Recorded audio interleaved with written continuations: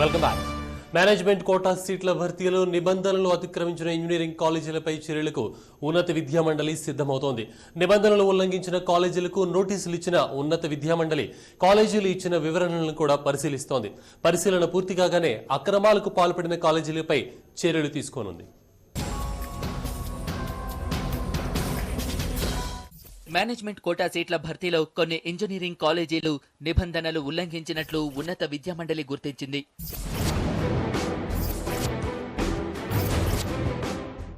అడ్మిషన్ల సమయంలో 90 ఇంజనీరింగ్ కాలేజీల్లో అబ్జర్వర్లను నియమించి పరిశీలించగా 51 కాలేజీలు ప్రభుత్వ నిబంధనలు అతిక్రమించి అడ్మిషన్ల ప్రక్రియ జరిపాయి. ఈ కాలేజీలకు నెలన్నర క్రితమే ఉన్నత విద్యామండలి నోటీసులు జారీ చేసింది. ఉన్నత విద్యామండలి నోటీసులకు కాలేజీలు వివరణలు కూడా ఇచ్చాయి.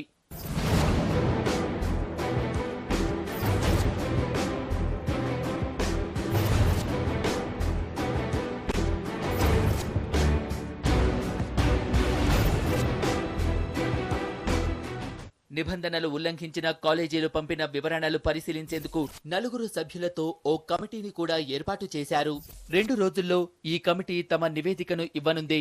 కాలేజీల వివరణలు సంతృప్తికరంగా లేని వాటిపై చర్యలు తీసుకునేందుకు యూనివర్సిటీలకు నివేదికలు పంపిస్తామంటున్నారు ఉన్నత విద్యామండలి చైర్మన్. 51 కాలేజీలు షోకాజ్ నోటీస్ ఇచ్చినాము. వాళ్ళ నుంచి రిప్లైస్ వచ్చినాయి. ఆ రిప్లైస్ స్టడీ చేయడానికి ఎక్స్పర్ట్ కమిటీ ఒకటి కాన్స్టిట్యూట్ చేసినాము. ఎక్స్పర్ట్ కమిటీ కాన్స్టిట్యూట్ చేసిన వాళ్ళ రిపోర్ట్ తీసుకొని ఆ రిపోర్ట్ ప్రకారము ఎన్ని కాలేజీల మీద ఎటువంటి యాక్షన్ తీసుకోవచ్చు. నోటీసులు అందుకున్న కాలేజీల్లో చాలా కాలేజీలు సెప్టెంబర్ 3వ తేదీ నాటికే భర్తీ ప్రక్రియ పూర్తి చేయటం, విద్యార్థులకు దరఖాస్తులు ఇవ్వటానికి నిరాకరించడం, పేపర్ ప్రకటనలు ఇవ్వకపోవటం వంటివి చేసినట్లు గుర్తించారు.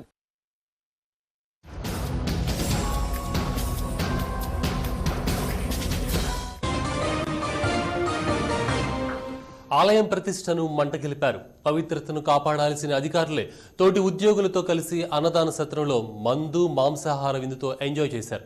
గతంలో సస్పెన్షన్ గురైన ఉద్యోగులు ఇచ్చిన ఆ డిన్నర్పై భక్తులు ఆగ్రహం వ్యక్తం చేస్తున్నారు. అక్రమాలకు పాల్పడిన ఉద్యోగిని విధుల్లోకి తీసుకుని దొంగ చేతికే తాళం ఇచ్చారంటూ మండిపడుతున్నారు.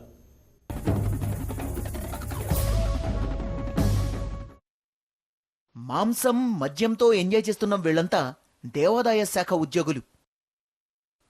కింది స్థాయి ఉద్యోగులే కాదు, కమిషనర్ స్థాయి అధికారి కూడా ఈ విందులో పాల్గొన్నాడు. ఇదిగో ఈయనగారు ఎవరో తెలుసా? దేవాదాయ శాఖలో అసిస్టెంట్ కమిషనర్గా పనిచేస్తున్న ఆఫీసర్.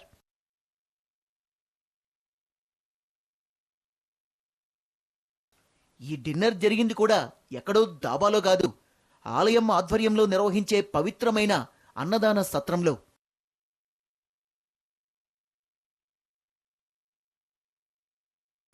అక్రమాలకు పాల్పడుతూ దొరికిపోయి సస్పెన్షన్కు గురైన 2 ఉద్యోగులకి తిరిగి ఉద్యోగం ఇచ్చినందుకు వాళ్ళిచ్చిన బహుమానమిది. ఆలయంలో హుండీ లెక్కల డబ్బును మాయం చేస్తుండగా గతంలో టీవీ9 కెమెరాకు చిక్కారు వీరిద్దరు. సత్యరాజు, దుర్గారావు శ్రీకాకుళం జిల్లా పాలకొండలోని కోటదుర్గమ్మ దేవాలయంలో రికార్డ్ అసిస్టెంట్ ఈవోగా ఉద్యోగం వెలగబెట్టారు. టీవీ9 ప్రసారం చేసిన డబ్బుల కట్టల మాయం కథనంపై ఉన్నతాధికారులు స్పందించి ఇద్దరిని విధుల్లోంచి తొలగించారు. క్రిమినల్ కేసులు కూడా పెట్టాలని కమిషనర్ ఆదేశించిన స్థానిక ఈవో వీరిని రక్షించేందుకు మరో తప్పు చేశారు. సత్యరాజు, దుర్గారావుల నుంచి ముడుపులు తీసుకొని తూతూ మంత్రంగా 2 ఇంక్రిమెంట్లు కట్ చేసి తిరిగి విధుల్లోకి తీసుకున్నారు. నేను ఎంక్వైరీ చేసి రిపోర్ట్ ఇచ్చున్నాను. దాని మీద ఆ ఎంప్లాయీకి 2 ఇంక్రిమెంట్లు కట్ చేసి పేరెంట్ ఇన్స్టిట్యూషన్ పంపమని ఆర్డర్ ఇచ్చున్నారు. అదేవిధంగా అతను పేరెంట్ ఇన్స్టిట్యూషన్ పంపడం కోసం కూడా చర్యలు తీసుకుని నిన్ననే విశాఖపట్నం డిప్యూటీ కమిషనర్ గారికి రిపోర్ట్ రాసి జరిగినది. సస్పెన్షన్ కు గురైన ఉద్యోగులపై విచారణ చేసింది కూడా ఈయనే. ఉద్యోగం వచ్చేందుకు పరోక్షంగా తోడ్పడ్డాడన్న ఆరోపణలు వినిపిస్తున్నాయి. దానికి కృతజ్ఞతగానే ఆలయం అన్నసత్రంలో ఇలా విందు చేసుకుని ఆలయ పవిత్రతను మంటగలిపారు. ఉత్తరాంధ్ర భక్తులంతా కొలిచే కోటదుర్గమ్మ ఆలయం ప్రతిష్టను అబాసుపాలు చేయడంపై స్థానికులు ఆగ్రహం వ్యక్తం చేస్తున్నారు. ఎవరో గోపాల్ నాయుడు గారి అన్నసత్రంలో గతంలో జరుగుతున్నటువంటి అవినీతి అక్రమాలు పనికున్న ఎవరైతే అధికారులని దుర్గగూడ టెంపుల్లో సస్పెండ్ చేశారో ఆ సస్పెండ్ చేసిన అధికారులని ఉన్నటువంటి ఉద్యోగస్తుల్ని పోస్టింగ్ చేయడం కోసము ఉన్నటువంటి ఈవో అదేవిధంగా ఈసీలందరికీ కూడా చికెన్ మిల్స్ భోజనాలు పెట్టి దేవాదాయ ధర్మాదాయ శాఖతో ఉన్నటువంటి సాంప్రదాయాన్ని అపచారం చేయడం అనేది జరిగింది. దీన్ని మేము తీవ్రంగా ఖండిస్తున్నాం. ఆలయం ప్రతిష్టను పవిత్రతను కాపాడాల్సిన అధికారులే పవిత్రమైన ఆలయంలో మాంసాహారం మద్యంతో విందు చేసుకొని ఆలయం పరువు మంటలో గలిపారన్న విమర్శలొస్తున్నాయి. దేవుడి డబ్బును నొక్కేసి సస్పెండ్ అయిన ఉద్యోగులు ఇద్దరైతే ఇలాంటి వారికి మళ్లీ ఉద్యోగం వచ్చేలా చూసిన అధికారి మరొకరు. ఇప్పుడు వీళ్లు చేసిన ఈ తప్పుకు ఏ శిక్ష వేస్తారో ఉన్నతాధికారులకే తెలియాలి.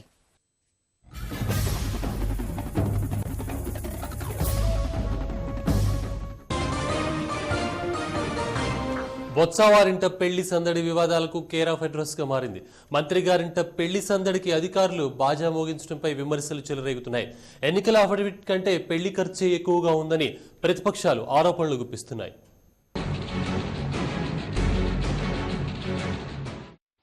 అంగరంగ వైభవంగా జరిగిన పీసీసీ అధ్యక్షుడు బొత్స కుమార్తె పెళ్లిపై ఇప్పుడు విమర్శలు చెలరేగుతున్నాయి. కళ్యాణ వేదిక అతిథులతో కళకళ్లాడితే సామాన్య జనం మాత్రం అష్ట కష్టాలు పడ్డారు. విశాఖ నుంచి విజయనగరం వచ్చే బస్సులన్నీ బొత్స గారింట పెళ్లి సందడితో రూటు మార్చారు. శ్రీకాకుళం మార్గంలోని నాతవలస జంక్షన్ మీదుగా విజయనగరంకు బస్సులొచ్చాయి. దీంతో అదనపు దూరం పెరగడంతో పాటు అదనంగా 19 రూపాయలు కూడా వసూలు చేశారు. మంత్రి గారింట పెళ్లి సందడితో తమకు ఈ పాటలు ఏంటని సామాన్య జనం ప్రశ్నిస్తున్నారు. అసలు దుర్వినియోగం అంటే ఏమనుకుంటున్నారు? విశాఖపట్నం నుంచి విజయనగరం వచ్చే ఆర్టీసీ బస్సుల్లో ప్రయాణికులకి ఆ రోజు 52 రూపాయలు వసూలు చేశారు.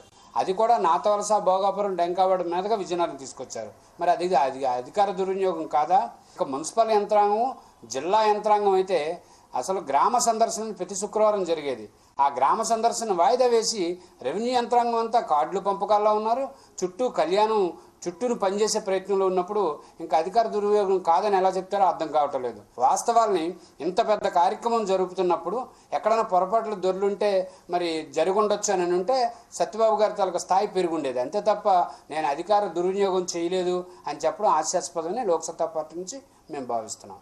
ఎన్నికల అఫిడవిట్ లో 2 కోట్ల ఆస్తి మాత్రమే ఉందని ప్రకటించిన మంత్రి ఇప్పుడు పెళ్లికి ఇన్ని కోట్లు ఎలా ఖర్చు చేశారని ప్రతిపక్షాలు ప్రశ్నిస్తున్నాయి.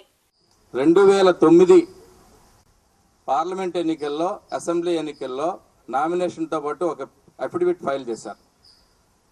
ఆయనకి, ఆవిడికి, ఆ పిల్లలకి ఉన్న ఆస్తులు మొత్తం కలిపితే 2,91,91,539 రూపాయలు అఫీషియల్గా డిక్లేర్ చేశారు. నిన్న జరిగిన వివాహానికి దాదాపు 6 కోట్లు 7 కోట్ల దాకా ఖర్చు అయిందన్నది ప్రజలు చెప్తా ఉన్నారు.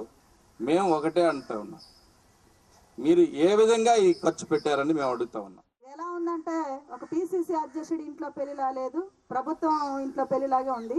మొత్తం ప్రభుత్వాన్ని ప్రభుత్వ అధికారాన్ని దుర్వినియోగం చేసి వచ్చిన మంత్రులు కూడా వాళ్ళు కేవలం టీఏడిఎల్ కోసమో కలిసి వచ్చే విధంగా పెళ్లికి వస్తూ ఇక్కడ రివ్యూలు చేసుకునే పరిస్థితి. ఇంతమందిని ఇబ్బంది పెట్టి అధికార దుర్వినియోగానికి పాల్పడ్డ బొత్స సత్యనారాయణ నైతిక బాధ్యత వహించి మంత్రి పదవికి రాజీనామా చేయాలని ప్రతిపక్షాలు డిమాండ్ చేస్తున్నాయి.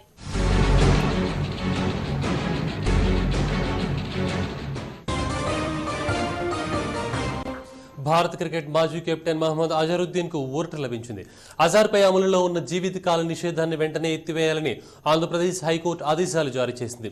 2000 సంవత్సరంలో మ్యాచ్ ఫిక్సింగ్ ఆరోపణలు రావడంతో అజార్పై బీసీసీఐ జీవితకాల నిషేధం విధించింది. అజార్పై బోర్డు తీసుకున్న చర్యలు చట్టపరమైనవి కావని కోర్టు వ్యాఖ్యానించింది.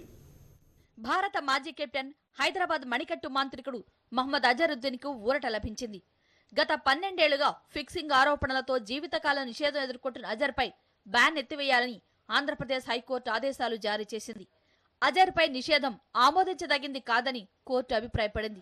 मेरे को पूरा भरोसा था कि इंडियन जुडिशरी में ये जो केस जो चल रहा था वो बिल्कुल सही तरह से हो पाएगा. तो मैं समझता हूँ कि मुझे बहुत खुशी है और मैं जितने भी मेरे लोग हैं, जितने भी मेरे जो 99 टेस्ट मैचेस, मैं समझता हूँ कि मेरा रिकॉर्ड तोड़ना भी बहुत मुश्किल होगा, क्योंकि कोई अगर 99 टेस्ट मैच खेलेगा उसको एक टेस्ट मैच तो ऐसे ही खिला दिया जाएगा.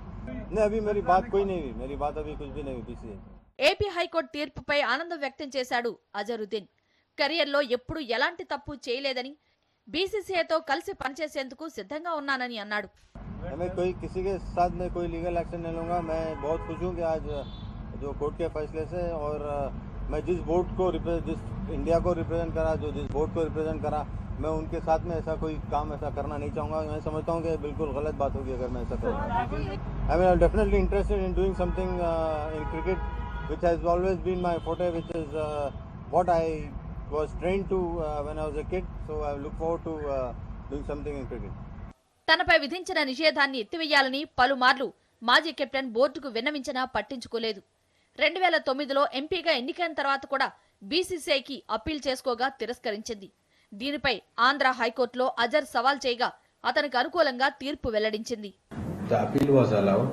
The division bench, honorable division bench, went into all the aspects raised by Mohammad Azharuddin and the respondent board, and held that the ban that was imposed on Mohammad Azharuddin on 5th December 2000 was not correct.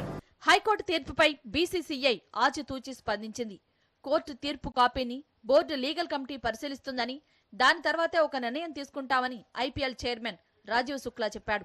अगर कोई judgement आया है तो BCCI की जो legal team है वो उसका अध्ययन करेगी, और अध्ययन करने के बाद बीसीसीआई को क्या करना है वो तब तय किया जाएगा.